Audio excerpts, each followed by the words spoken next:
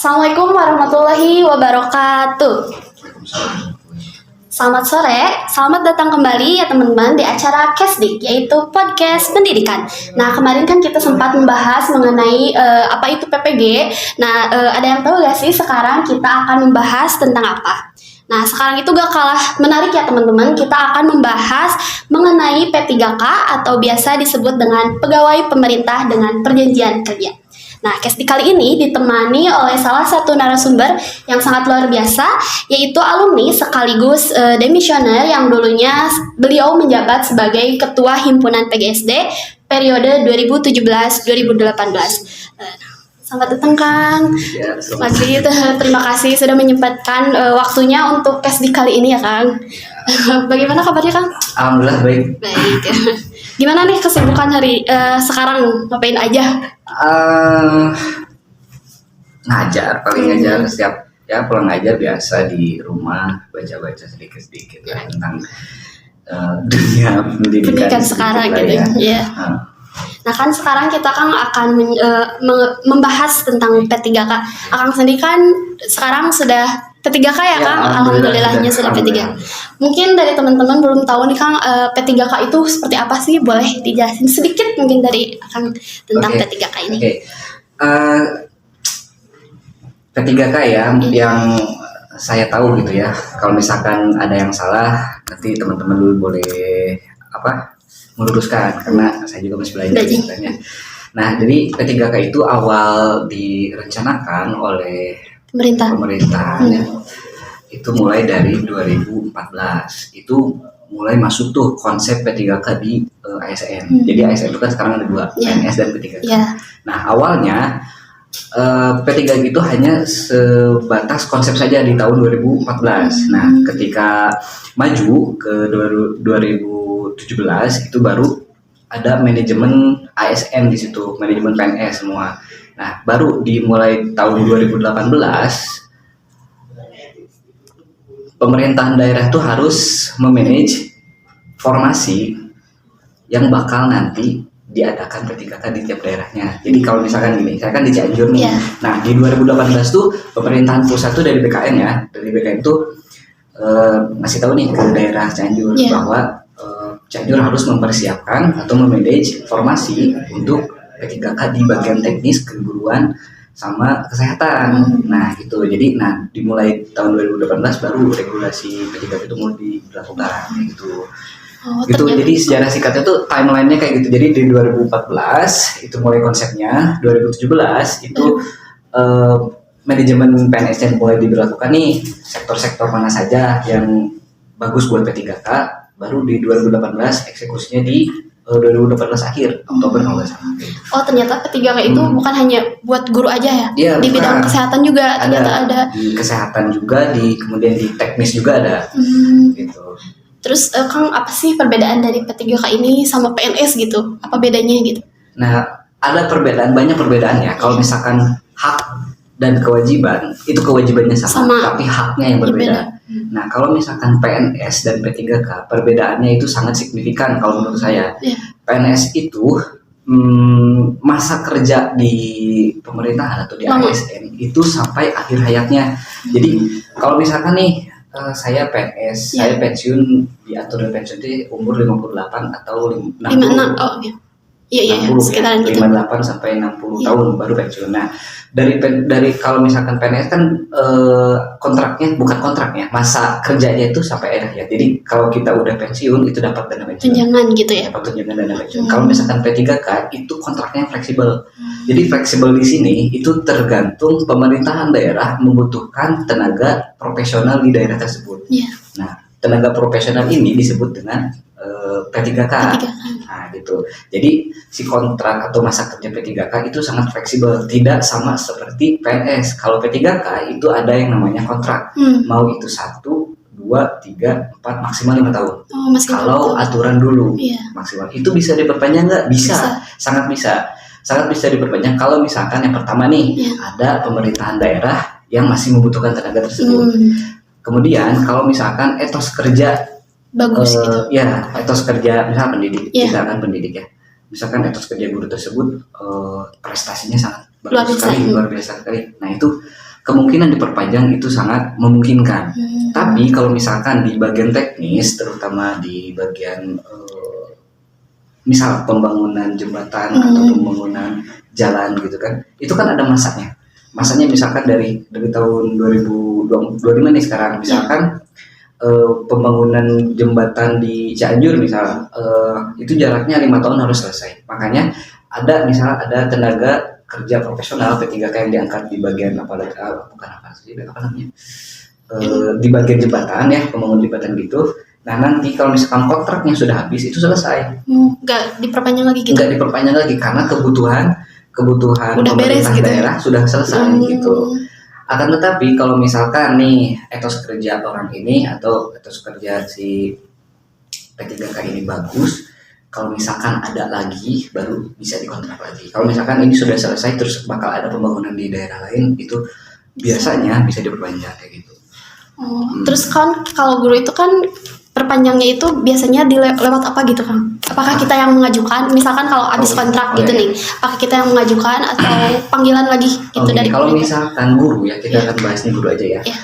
Kalau misalkan kontraknya sudah habis, apakah yang memperpanjang itu kita meminta permohonan perpanjang atau pemerintah? Itu sebenarnya tergantung kebutuhan pemerintah daerah. Kita sebagai pendidik itu tidak ada permohonan untuk memperpanjang, tidak, tapi pemerintahan daerah yang memperpanjang gitu. Jadi misal gini kan, kemarin saya itu di Cianjur kontrak P3 gitu 1 tahun dulu. 1 tahun. 1 tahun di 2023 ke 2024. Nah, baru berarti. Ya, 2024 kemarin Juni itu saya udah mendapatkan SK perpanjang. Perpanjang P3K. Nah, dari sana berarti bisa disimpulkan kalau misalkan guru itu diperpanjang kontraknya melalui kebutuhan pemerintahan daerah. Jadi kebutuhan formasi di guru setempat, apakah kekurangan guru ASN atau tidaknya itu tergantung dari pemerintahan daerah gitu. Berarti penempatan di setiap daerahnya juga sama pemerintah gitu? Ya, sangat betul sekali. Misalkan saya domisilinya di Ciwidey gitu, apakah kita bisa memilih gitu penempatan P3K-nya mau di daerah Ciwidey lah biar deket gitu? Apakah bisa apa enggak? Gini, nah bedanya sama PNS gini. Kalau P3K itu ketika kita mendaftar di SSCSN, kan kita masuk Dapodik dulu. Iya. Dapodiknya daerah mana? Kalau misalkan Ciwidey, kabupaten apa? Bandung. Bandung Barat. Bandung enggak, Kabupaten Bandung. Kabupaten Bandung aja. Iya. Nah berarti Kabupaten Bandung membuka formasi untuk daerah Ciwidey, berarti Dapodiknya di Ciwidey. Iya. Nah berarti kalau misalkan teteh mengikuti tes P3K, berarti kemungkinan besarnya itu ditempatkan di daerah tersebut, tidak jauh dari lingkupan kabupaten domisili itu. Misalnya saya ngajar di Cianjur kan, di Kecamatan Pacet, di SD Pasir Sarongge. Nah dulu saya di 2020 saya di situ di Februari.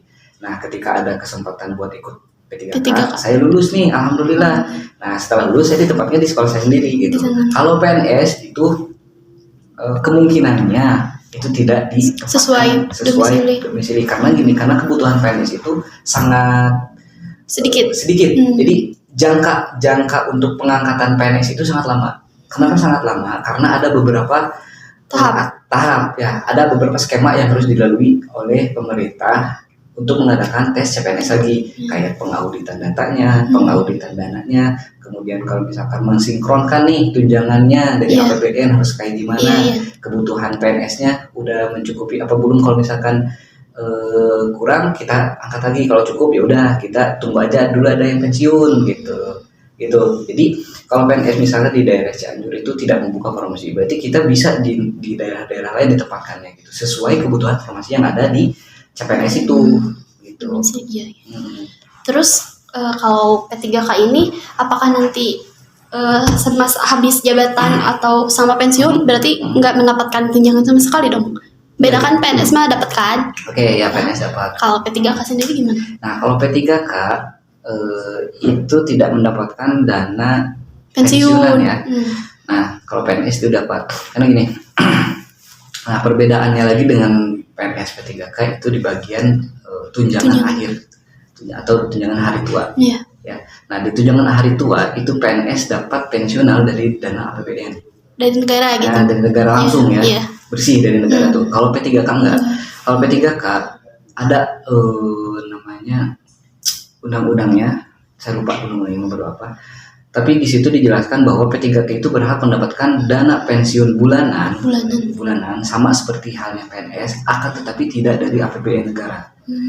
Jadi kalau misalkan 16 tahun, ya syaratnya tuh ada beberapa nih. Kalau misalkan syaratnya udah yang pertama nih, syarat yang pertama itu P3K itu harus bekerja selama 16 tahun minimal ya, minimal. Nah, yang kedua itu kalau misalkan ada skema iuran dari P3K. Jadi misalkan gini, saya udah diangkat P3K, terus ada misalkan ada instansi lain yang menawarkan bahwa harus ada iuran untuk tunjangan hari tua, misal gitu. Nah, itu bisa dicairkan. Kalau misalkan udah 16 tahun nih kita mengajar jadi P3K, misal gini, kalau misalkan dana iuran itu udah 60 juta lebih ya, karena per bulannya itu bisa dipatok 230 sampai 250 ribu per bulan. Ya, itu dipotong langsung dari gaji. Nah, dari gaji itu disimpan buat dana pensiunan. Jadi kayak nabung lagi gitu. Ya, kayak nabung sebenarnya. Jadi pensiun tuh kita nabung sendiri gitu. Kalau P3K ya. Nah, gitu. Jadi, kalau misalkan batas 16 tahun kita udah melewati, terus kemudian tabungan kita dari iuran ke instansi lain itu udah 60 juta lebih, itu baru tiap per bulannya itu bisa dicairkan. Akan tetapi kalau misalkan kurang dari 16 tahun, kalau misalkan ada skema iuran, itu langsung dicairkan satu kali. Jadi kita ibaratkan nabung dicairkan, udah bongkar habis selesai. Gitu. Itu perbedaannya sama PNS gitu. Jadi sebenarnya yang lebih enak di hari tua itu PNS ya. Kalau misalkan kalau misalkan hak tunjangan ini itu sebenarnya sama kayak tunjangan fungsional, itu ada tunjangan istri, kalau udah yang beristri udah ada tunjangan anak ada juga gitu kan. Itu sama, tapi yang membedakannya itu adalah tunjangan hari tua nanti.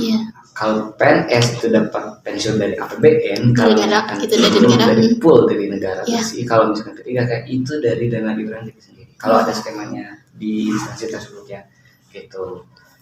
Jadi ini ada terlibat lagi pertanyaan nih Kak. P3K ini bisa jadi PNS apa enggak sih? Itu pertanyaan yang semua orang pasti bertanya gitu kan ya. Sebenarnya bisa, ada surat edaran dari BKN bahwa ada skemanya. Jadi yang lulus P3K nih tidak otomatis jadi PNS sebenarnya. Tidak otomatis.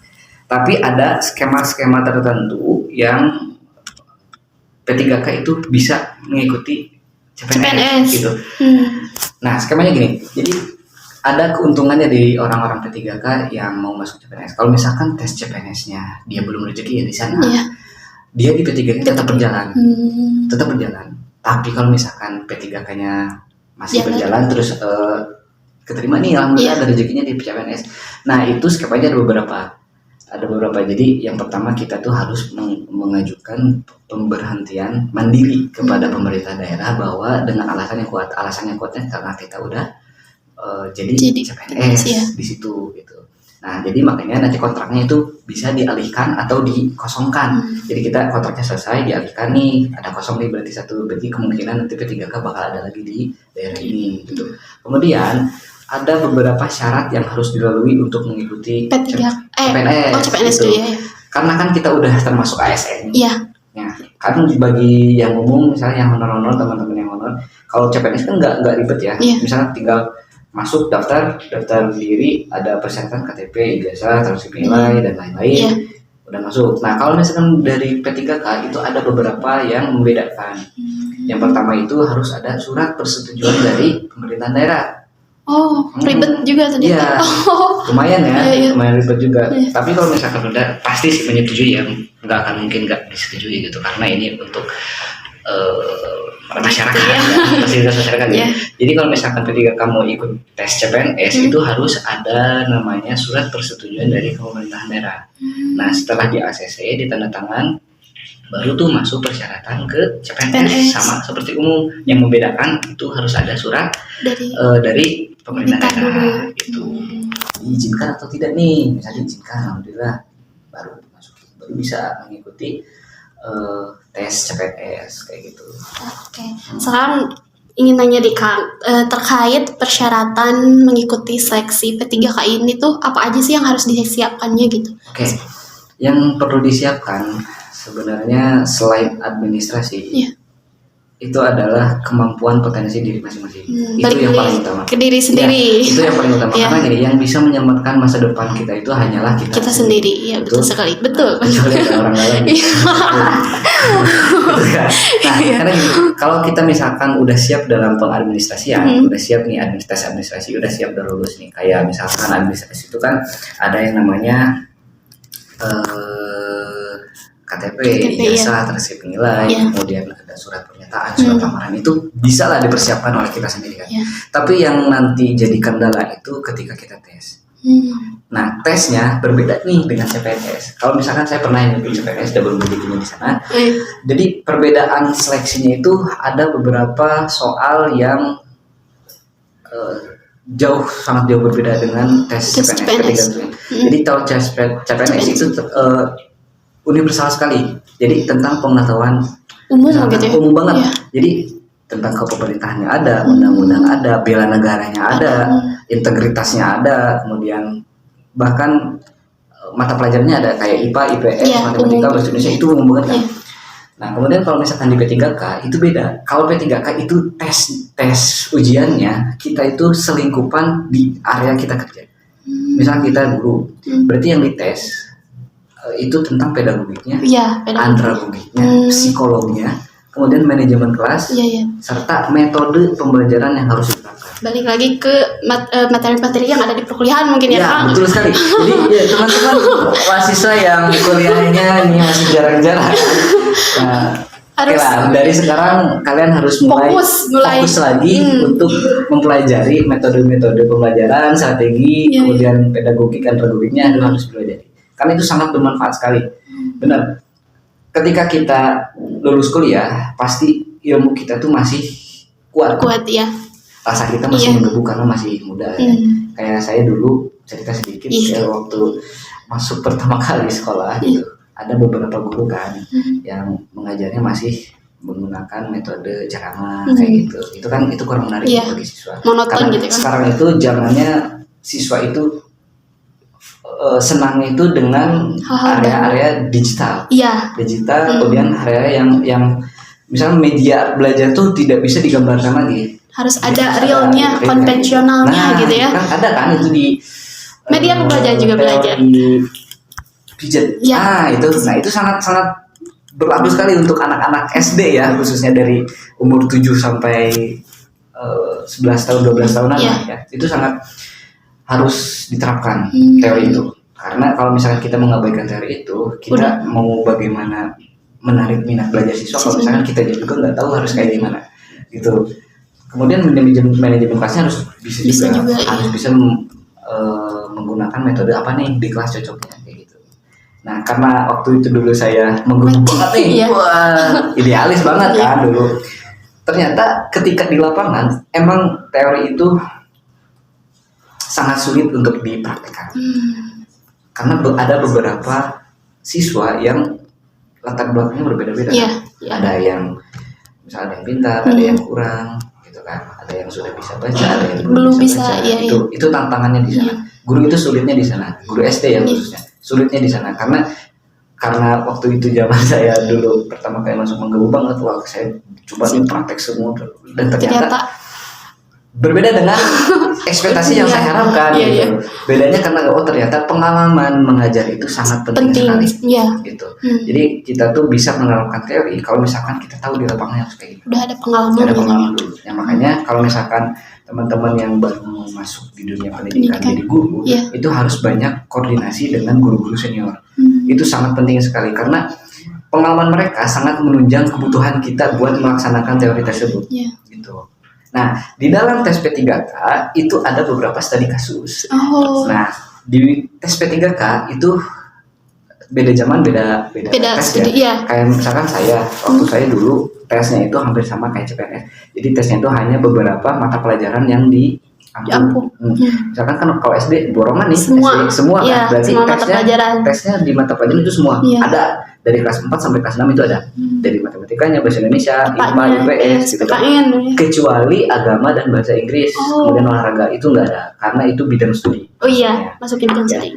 Nah, terus di tes saya dulu selain membahas tentang ilmu dasar di sekolah, itu ada beberapa ilmu pedagogik yang ditanyakan, misal atau metode yang ditanyakan. Misalkan dalam sintak PBL ada berapa nih? Iya. Ada di situ ada 6, ada 7, 8 gitu kan. Iya. Nah, kalau yang tahu kan pasti tahu Pasti tahu jawabannya, iya. Nah, terus ada beberapa sintak yang dihilangkan. Nah, untuk melengkapi sintak yang sintak yang hilang gitu, yang nggak ada. Step-stepnya tuh harus kita tahu harus gitu. Jadi percuma kita hafal sintak PBL, tapi kita nggak tahu urutannya kayak gimana. Jadi harus tahu sesuai dengan urutan sintak itu. Gitu. Terus ditanyakan juga kan taksonomi Bloom dan segala macam. Oh iya. Ya, dari C1 sampai C6. Iya, Kalau SD itu memakainya C1 sampai berapa sih? Iya. Nah, di pertanyaan P3 waktu dulu saya itu kayak gitu jenisnya. Tapi berbeda dengan zaman sekarang. Kalau misalkan sekarang udah 2 kali tes, saya pernah bertanya kepada teman-teman gitu. Tesnya itu kebanyakan itu studi kasus. Jadi bagaimana cara kita memanajemen kelas, bagaimana siswa ini dari misalkan kurang jadi menjadi bisa lebih. Nah gitu.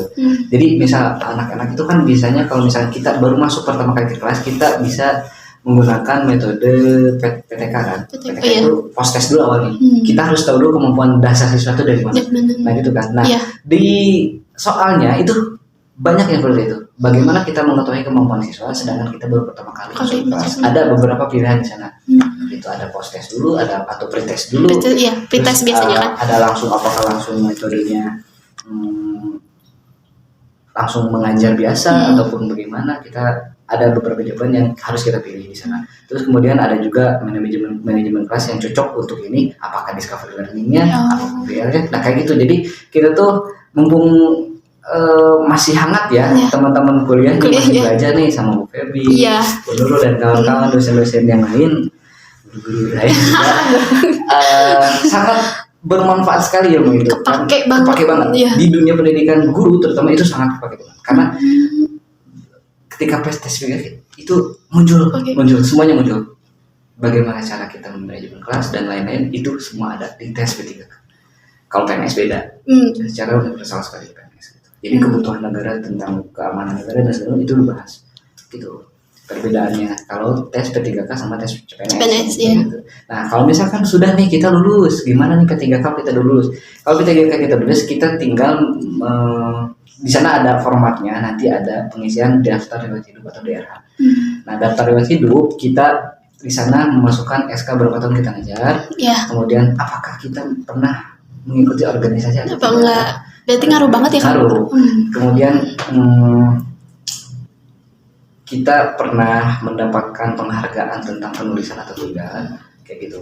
Pokoknya tentang riwayat hidup kita selama kita sekolah dari SD sampai kita selesai kuliah itu dimasukin semua data-datanya dari ijazah, transkripsi dan lain-lain itu dimasukin. Termasuk sertifikat masuk organisasi, juga kejuaraan kita prestasi di luar eksternal gitu. Itu kita masuk aja. Gitu. Itu bisa jadi poin plusnya buat kita. Nah, untungnya kalau misalkan di dunia pendidikan ikut organisasi ini sangat penting sekali karena ada di luar mata kuliah yang kita tidak tahu nih. Di dunia pendidikan itu ada organisasi yang namanya PGRI. PGRI kan. Nah, di PGRI itu ada beberapa sektor atau beberapa bidang lah ya. Ada bidang SMP, SD dan lain-lain. Nah, setiap bulan atau setiap periodenya ada yang namanya program kerja. Program kerjanya itu bisa jadi ada perlombaan dan segala macam, ada bansos dan segala macam. Pokoknya hal sama kayak organisasi seperti pada umumnya, kayak himpunan lah gitu. Nah, kita kalau misalkan kita masuk ke ranah organisasi, kita bakal tahu nih memanajenya itu harus dari mana. Nah, kebanyakan guru-guru saya itu karena minim pengalaman di organisasi, jadi kurang struktural keorganisasian itu kurang sekali. Jadi ada misalkan nih kita anggaran dananya segini, tapi padahal nggak segini nih. Ini harusnya kayak gimana? Itu banyak kekeliruan di sana untuk pos-pos dananya. Kemudian ada kalau misalkan di kita tuh ada yang namanya rapat kan. Iya. Nah rapat ada 4 kali kan harusnya. Yang idealnya ada prasimultan, simultan, prakteknis, sama teknis. Itu sangat penting sekali di rapat-rapat organisasi. Tapi kebanyakan guru-guru senior itu tidak Belum menerapkan tahu. hal-hal seperti itu. Nah makanya sekarang tuh nih banyak guru-guru senior itu yang mengandalkan orang-orang anak-anak muda terutama yang pengalaman organisasinya itu sangat tinggi. Nah terutama aktivis-aktivis lah ya, bisa mengkritik dan segala macam itu sangat diperlukan. Karena kita kalau jadi guru itu kita nggak bisa polos jadi guru aja. Bener, kita nggak bisa polos. Kita ilmu organisasi aktivisnya itu harus tetap jalan. Misal karena kita udah aktivis di dulu mahasiswanya, kita itu harus menelaah beberapa kebijakan-kebijakan pemerintah yang baru gitu. Apakah ini menguntungkan guru honor atau tidak gitu kan. Nah itu kita tuh harus kritis dalam bidang tersebut. Misalkan di daerah kepemerintahan kita nih ada guru yang misalkan oknum ya, yang misal di daerahnya itu terdapat pungli dan segala macam. Nah kita tuh harus tahu cara menanggapinya atau menyelesaikannya seperti apa. Nah itu di luar pendidikan ya, itu didapatkannya di aktivis-aktivis biasanya kayak gitu. Makanya kalau misalkan teman-teman yang belum masuk organisasi mau itu internal atau eksternal, cobalah untuk masuk. Jadi ilmu-ilmu yang kalian dapatkan akan bermanfaat di dunia pendidikan nanti kerja gitu. Kayak gitu sih. Jadi persyaratan untuk mengikuti seleksi P3K itu soal-soalnya itu yang dasar kita pas kuliah gitu ya Kang. Pedagogik. Jadi buat teman-teman mahasiswa yang ada di sana coba lebih serius lagi buat kuliahnya, terapi dulu lagi materi-materi yang udah diajarkan oleh dosen-dosen kita seperti itu. Oh, pengen tahu sih Kang apa sih proses selama seleksi P3K Akang gitu, waktu dulu gitu, cerita aja ini. Prosesnya gimana? Maksudnya dari mana? Dari tahapan pendaftarannya gimana? Apakah susah? Apa gimana? Oh gitu. iya. Jadi untuk proses tahapan awal itu kita harus masuk dapodik terlebih dahulu. Oh kalau P3K itu ya harus dapodik. Nah kan dulu itu ada minimum mengajar ya. Dulu itu ada minimum 3 tahun gitu kan. Kan kalau saya masih umum ya, masih umum jadi yang penting masuk dapodik kalau dulu saya. Yang penting masuk dapodik bisa tes P3K.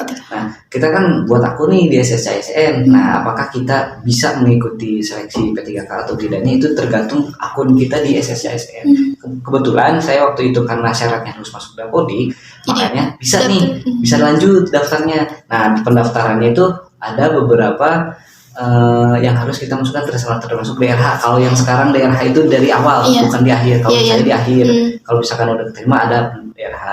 Gitu. Kalau saya cukup untuk memasukkan data pribadi seperti KTP, kemudian ijazah dari SD sampai sampai kuliah S1, termasuk transkripnya. Oh tidak, kalau misalkan awal tuh saya masukin ijazah terakhir S1. Kuliah doang. Kuliah aja sama transkrip itu. Sama IPK itu dimasukkan alamat dan segala macam ya, samalah seperti kita daftar ke instansi atau pabrik lainnya ya, kita memasukkan daftar itu sama sih kayak gitu. Nah kemudian habis gitu kita nunggu beberapa jadwalnya, beberapa waktu ke depan, bulan ke depan untuk mengikuti tes. Kalau misalkan kita di ACC administrasinya udah lulus, nah kita baru bisa mengikuti tesnya. Kalau misalkan tidak lulus, ya udah berarti kita nanti nunggu tahun depan. Kalau misalkan ada, gitu. Jadi, nah kalau di administrasi harus ada ketelitian yang sangat serius. Misalkan kita salah memasukkan ijazah, salah memasukkan dokumen, misalnya dokumen terakhirnya S1, malah kita SMA gitu. Itu padahal kita di datanya itu udah S1, udah SPD misalkan kalau pendidikannya. Nah itu sangat berpengaruh sekali. Nanti kalau misalkan ada masa sanggah, kalau misalkan kesalahannya dari kita itu tidak bisa diperbaiki kecuali kesalahannya dari pusat. Misal kesalahan dari pusat itu datanya tidak terbaca, makanya kita harus upload ulang kayak gitu masa sanggahnya. Kalau misalkan kita salah memasukkan, misal gini, harusnya memasukkan transkrip nilai, kita malah memasukkan KTP. Nah itu salah, itu tidak bisa diupload ulang. Berarti itu kesalahan dari kita sendiri, itu tidak bisa disangka. Itu udah gugur sampai sana. Kalau misalkan seleksi administrasinya gugur. Berarti harus fokus, harus serius benar-benar fokus. Jadi kalau misalkan sebelum resume kita terakhir itu resume, kita harus ngecek lagi dari awal, ngecek lagi beberapa kali. Berarti banyak banget ya? Banyak banget, lumayan lah. Ya ada pasti ketakutan ya. Termasuk saya juga waktu dulu ngisi administrasi itu sangat takut sekali karena takutnya nggak lulus nih dari sini, soalnya ini kesempatan emas banget. Iya. Nah makanya buat teman-teman nanti yang mengikuti CPNS P3. maupun P3K harus benar-benar fokus di dalam tes atau ujian administrasi Iya. gitu. Nah setelah ujian administrasi selesai, lulus, kita dinyatakan bisa, baru kita nunggu tesnya. Kita print kartu ujiannya, baru tesnya di mana gitu. Setelah tes nunggu lagi lulus atau tidaknya. Kalau dulu saya ada namanya passing grade. Passing grade. Ada yang namanya passing grade. Kalau teknis itu passing grade-nya 320. Oh, minimal. Batas minimal nilainya itu teknis ya, teknis doang. Gitu. Kalau misalkan ada tes P3 itu ada beberapa, ada tes teknis, manajerial, kultural, sosial, kemudian ada wawancara. 3 berarti. Ada 3. Ada 4 ya 3 poin. Kalau itu yang 3 yang wawancara itu gimana? Yang wawancara itu sebenarnya biasa aja sih, bukan wawancara kayak orang lain gitu, wawancara langsung interview kayak enggak. Oh. Jadi ada beberapa soal kita harus menjawab. Gitu. Jadi bentuk soal gitu wawancaranya. Kita harus menjawab. Terus manajerial juga tergantung kita bagaimana caranya memanage waktu kita ke pekerjaan atau kebutuhan kita ke pekerjaan. Jadi skala prioritas itu sangat diperlukan di manajemen dan sosial kultural. Jadi sosial kita ke masyarakat itu kayak gimana, ke atasan harus kayak gimana. Nanti itu dites. Gitu. Oke. Terus di sini juga ada jenis tes yang diujikan itu seperti SKD. Nah, kalau PNS itu ada yang namanya SKD, itu seleksi kompetensi dasar. Jadi seleksi kompetensi dasar itu universal sekali. Ada kayak tadi yang saya sebutkan. Nah, kalau misalkan sudah lulus SKD, itu PNS itu ada lagi tes ujian kedua, yaitu SKB. Nah, itu baru tentang keprofesionalan kita di bidang kerja. Biasanya kayak gitu sih. Oh, itu hanya buat PNS aja. Buat PNS aja. Kalau misalkan P3K sekali tes lulus udah selesai. Gak ada lagi. Kalau PNS di bidang keguruan ya khususnya. Nah, itu tuh selain SKD itu ada SKB. Tapi kalau misalkan di bidang yang lain itu setelah SKB itu ada tes yang lain, ada tes kesehatan dan segala macam. Oh iya. Ya kayak gitu. Kalau guru itu cukup di SKD, setelah SKD lulus baru lanjut SKB. SKB lulus baru dia bisa menjadi CPNS. Gitu. Mau jadi PNS-nya harus mengikuti beberapa pendidikan dulu kan. Ada yang namanya prajabatan. Nah, P3K juga sama, ada yang namanya MOOC. Kalau di P3K MOOC itu apa? Saya lupa ininya singkatannya apa, tapi bentukannya sama seperti prajabatan. Jadi kita tuh dilatih dulu nih ASN, jadi undang-undang ASN itu kita dibahas. Terus kemudian hak dan kewajibannya dibahas. Kemudian tentang aparatur sipil negara kita harus tahu bagaimana. Nah, itu ada tesnya juga. Terus ada pendidikannya juga. Pendidikannya itu kalau misalkan MOOC itu kita tuh Zoom meeting dulu. Awalnya itu 19 hari lebih lah ya. Itu Zoom meeting. Yang pertama Zoom meetingnya kita membahas tentang undang-undang ASN dan ada pematerinya juga. Kemudian kalau misalkan selebihnya kita itu hanya kumpul untuk kelompok, diberi kelompok nanti kita kumpul untuk membahas tentang klasikal. Nah, klasikal ada acara puncaknya ya.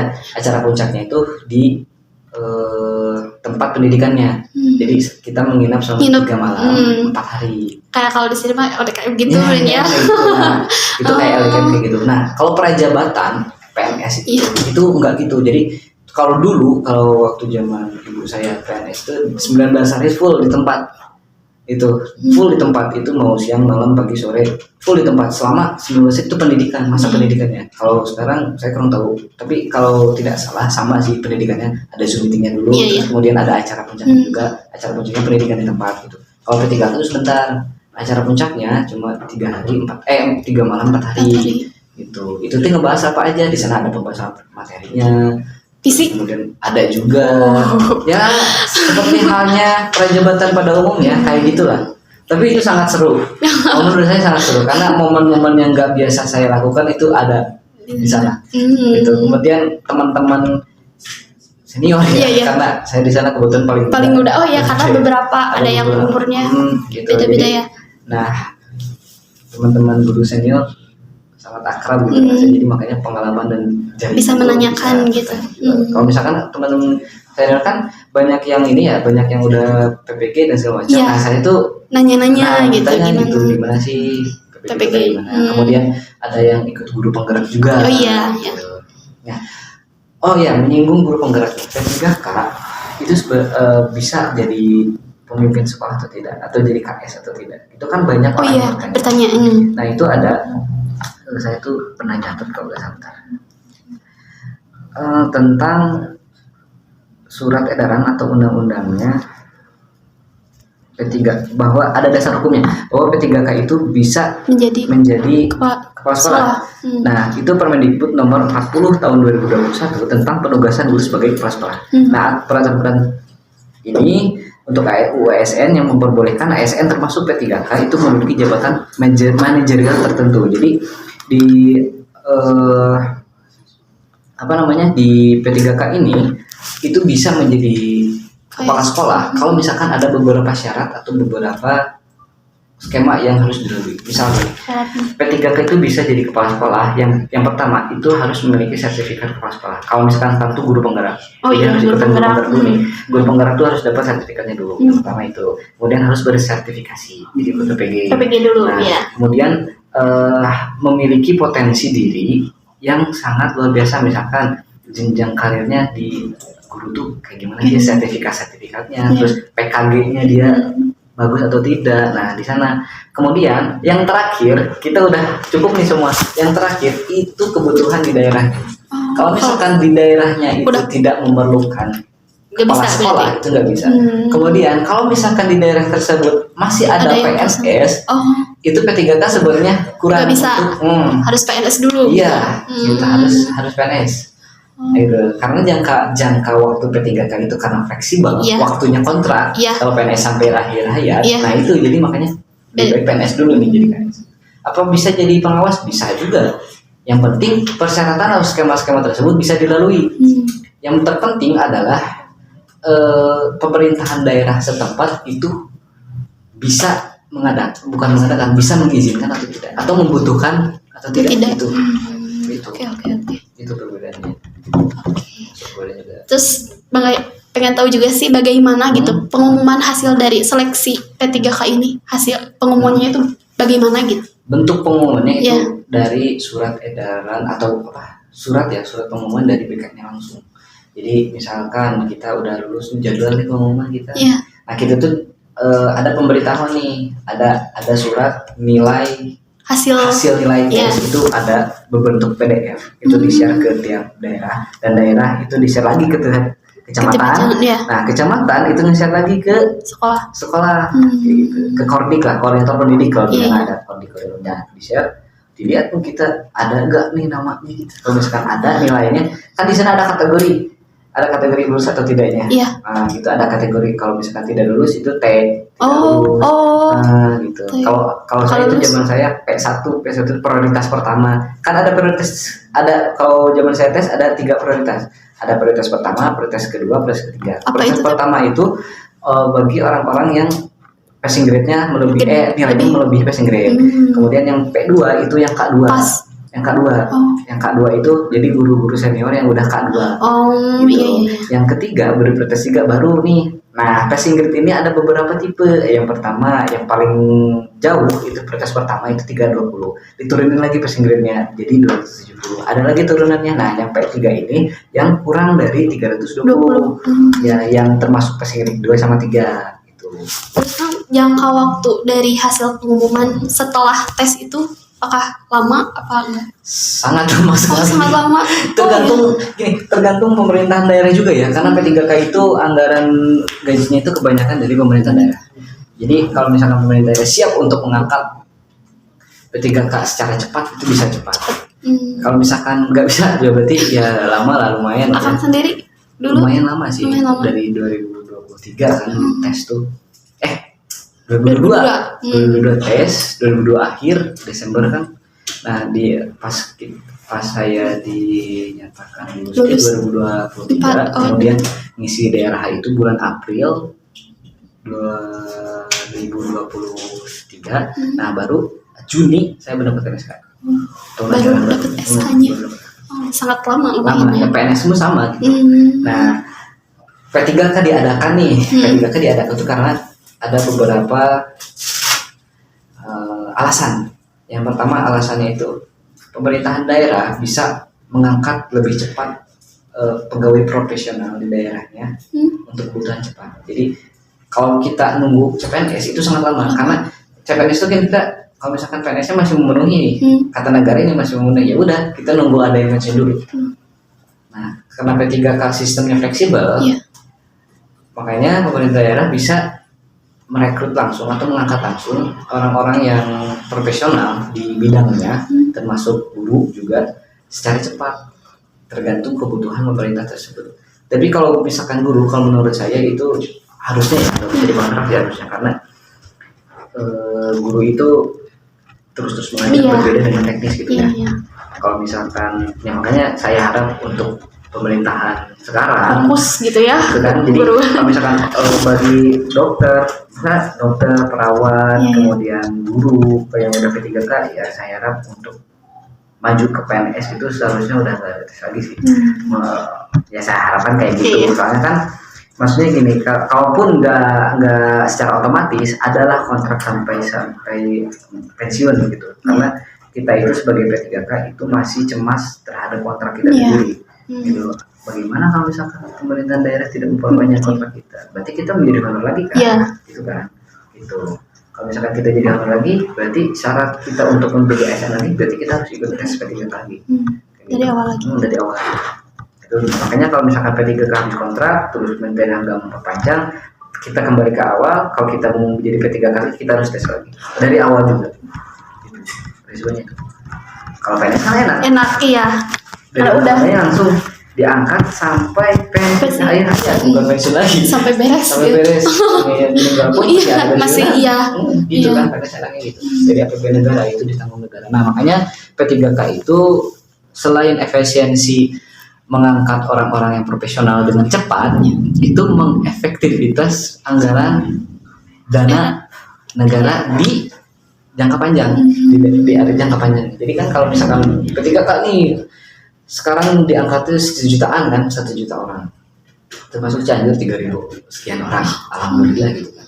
Makanya kalau misalkan pemerintah pusat mungkin ASN, kalau misalkan mereka semua jadi PNS, itu beban negara, beban anggaran negara untuk jangka panjangnya itu bakal sulit. Makanya P3K jadi solusi. Itu makanya diajarkan P3K kayak gitu. Itu dengan misal dengan kebutuhan di area-area tertentu atau daerah-daerah tertentu butuh tenaga kerja profesional dari negara, makanya cepat tuh diangkat jadi P3K, termasuk guru, kesehatan, teknis dan lain-lain gitu. Kalau misalkan honor kita waktu honor nunggu tes CPNS ada lagi, itu kan perlu beberapa tahun ke depan. Makanya P3K ini jadi solusinya gitu, menghandle kecemasan guru honor yang sudah lama menghonorer gitu kan, kasihan juga kan gitu.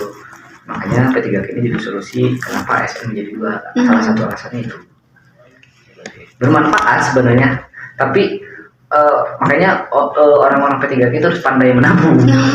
Makanya ada iuran gitu kan, kalau misalkan ada skema iuran, itu iurannya untuk masa tua nanti kita sebenarnya. Kalau misalkan 16 tahun kita udah di P3K, uang pensiunannya itu diambil dari iuran kita sendiri, tapi per bulan gitu, nggak langsung dicairin semua. Kalau dicairin semua kan orang nggak tahu gitu. Oke kan, terakhir tips biar sabar nunggu, terus biar lulus juga nih mengikuti P3K apa sih Kak gitu? Sabar nunggu apa ini? Sabar nunggu apa dulu ini? Misalkan dari tahap pertama kita gak lolos nih untuk mengikuti P3K, kita harus gimana gitu? Apakah harus mengikuti lagi kah? Ya harus lah. Ya. Tipsnya gitu biar kitanya ada semangat gitu. Tips yang memungkinkan chance-nya ya, chance-nya kesempatannya buat tinggi nih lulusnya ya. Yang pertama harus PPG dulu. Harus PPG dulu. Karena sekarang guru itu nggak bisa honor masuk Depodik. Kan? Jadi harus PPG dulu di Prajar. Nah, kalau misalkan teman-teman guru honor yang sudah ada Depodik, kalau misalkan ada piloting terpanggil, alhamdulillah, bersyukur sekali termasuk saya. Langsung digas gitu kan, jangan sampai menunda-nunda gitu, jangan sampai malas-malasan gitu untuk mengajar masa depan. Nah kalau misalkan bagi teman-teman mahasiswa yang nanti berkecimpung atau terjun di pendidikan ingin menjadi ASN, mau itu CPNS atau P3K, kalian yang pertama adalah setelah lulus kuliah, kalian coba langsung PPG karena itu tuh salah satu poin plus buat ikut P3K. Sangat betul sekali. Jadi membantunya nanti di nilai teknisnya. Kalau misalkan nilai teknisnya kita kurang dari passing grade yang ditentukan, kita ada bantuan dari sertifikat itu. Dari sertifikat PPG kita nilainya langsung sempurna. Gitu. Kalau CPNS gitu. Jadi kita karena kita udah PNS terus SKD-nya kita lulus terus SKB-nya nih, di SKB ini berlakunya di SKB-nya kita kurang dibantu nilainya oleh sertifikat profesional itu. Makanya kalau misalkan teman-teman kuliah udah beres kuliah langsung PPG.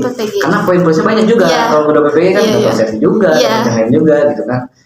Nah, kalau misalkan sudah PPG kalian, ketika kita masuk dunia tes pertesan CPNS dan P3K, kita itu bisa PD-nya nambah. Jadi chance-nya itu 80% ke atas atau 90% ke atas, Mak. Kalau misalkan, tapi kita di tes itu jangan sampai leha juga karena orang lain juga punya. Nah, ketika orang lain punya, kita punya, berarti sistemnya bukan lagi passing grade, tapi rankingan nantinya. Nilai kita cukup tidak mengalahkan ranking yang pertama gitu. Kedua, belajar tentang di dunia pendidikan juga. Kedua, pelajari lagi materi-materi yang ada di perkuliahan, bapak dosen yang sudah memberikan ilmu yang bermanfaat. Harus kita gali lagi. Apa perkuat? Karena kalau misalkan kita nggak ada gini, kalau di dunia kerja kita nggak ada teman diskusi atau teman ngobrol, itu ilmu itu bakal luntur. Makanya sebisa mungkin kalian nanti terjun di dunia kerja, jangan sampai berkecimpung halnya kalau misalkan udah kerja enggak. Jadi di waktu-waktu senggang kayak istirahat itu membahas tentang dunia pendidikan gitu, bagaimana cara ngajarnya, pakai cara ini bisa atau enggak. Nah itu bisa menguatkan antar teman. Kalau misalkan ada teman yang belum tahu nih dari ini, bisa tahu dari kita yang nggak tahu bisa tahu dari orang. Jadi kita memorinya long term nantinya, jauh nanti ingatnya itu. Nah abis gitu baru nih kalau kita udah menguasai beberapa bidang pedagogi, andragogi, psikologi dan lain-lainnya, nah kita PD-nya nambah lagi nih. Jadi chance 95% ke atas lah. Nah dari sana kita bisa memastikan bahwa diri kita bisa lulus kalau misalkan kita yang pertama PPG, yang kedua potensi diri kita yang harus terus biasa kayak gitu. Nah baru nunggu, tinggal kesabarannya ini nih yang susah. Kesabaran ini kita tuh jangan sampai sabarnya dulu wah gimana ngomong aja lah gitu. Enggak bisa gitu. Jadi kita tuh harus mengikuti info-infonya. Kalau misalkan ada yang janggal nih pengangkatan diundur karena ini, kita tuh harus bisa mengkritik itu. Karena hanya kita yang bisa mengkritik. Misalkan teman-teman P3K yang kemarin ada demo kan, demonya ramai sekali di Indonesia demo kan, mau demo kan itu. Nah kan mereka juga mengkaji kenapa bisa kayak gini ya gitu kan. Saya juga termasuk saya mengkaji, apakah karena P3K ini nggak diangkat sekarang, apakah karena anggaran negara sedang tidak baik-baik saja atau seperti apa makanya diundur atau bagaimana. Tapi kalau misalkan pemerintahan daerahnya itu siap, sebenarnya tidak ada masalah gitu. Ditambah lagi dolar sekarang udah itu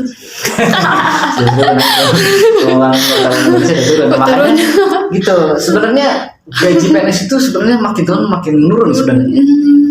Gajinya tetap 3.200.000 misalnya gaji pokok sekarang tuh saya tuh ya yang ketiga 3.200.000 pokoknya itu.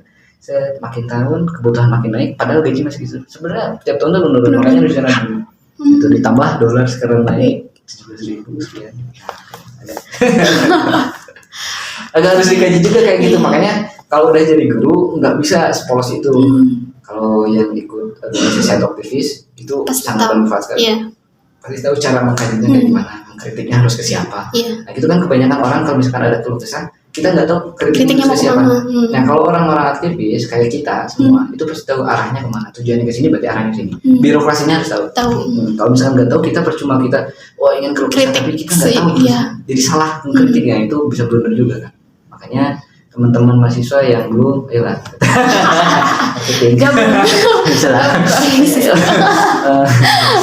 Apa namanya sebenarnya kalau di departemen itu apa namanya? Kaderisasi. Kadar ayo ikut. Gitu. Baik, terima kasih gitu tips and tricksnya. Terus tadi juga udah dibahas tentang persyaratannya, proses seleksinya, terus pengertian dan pemahaman tentang P3K-nya. Terus tadi juga sempat dibahas perbedaan dari P3K dan PNS. Ya mungkin podcast kali ini dicukupkan. Terima kasih Kang sudah menyempatkan waktunya. Gak kerasa udah lama juga ini. Udah kerasa kalau ngobrol ya. Terima kasih Kang.